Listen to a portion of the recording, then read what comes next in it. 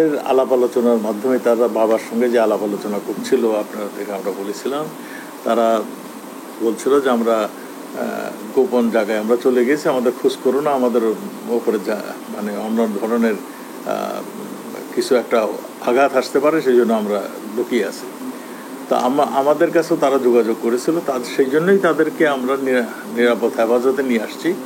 তারা এখানে এসে আবার কিছু কথাবার্তা বলছেন, অনেকের নাম ঠিকানা বলছেন, যে তাদের আন্দোলন ডাইভার্ট করে নেওয়ার জন্য যারা উস্কানি দিয়েছেন তাদের কথা বলছেন।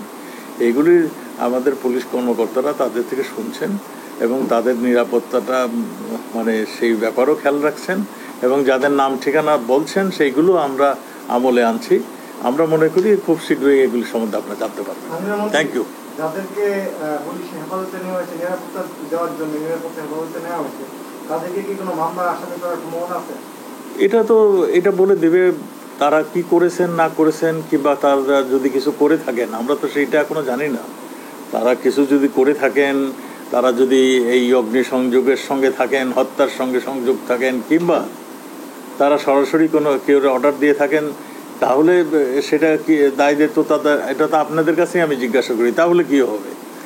তারা এইগুলি প্রমাণ হলেই হবে, এইগুলি তো প্রমাণের আগে কিছু হবে না। আমাদের সেই লাইনে যাইনি আমরা।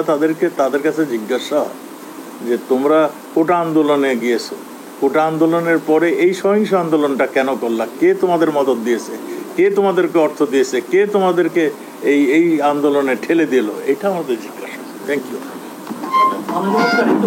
আমরা শেষ। একটা জিনিস জানা যায়, এখানে 3 জন আছেন না 5 জন আছেন? 5 জন, টোটাল 2 জন আছেন। 2 জন আপনারা হেফাজতে আছেন নিরাপত্তার মধ্যে? জি।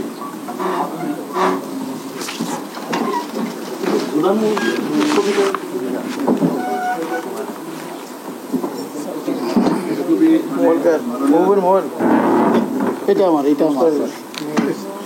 সারাদিন শরীর গলাটা বিচ্ছিন্ন করে ফেলছিল, যেটা আমাকে বলবো যে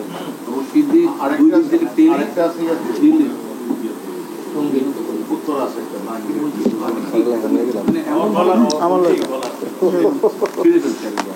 মানে এটা মানে কোনোভাবেই মেনে নেওয়া, নিয়ে যান, ছবি তুলে নিয়ে যান, যার যার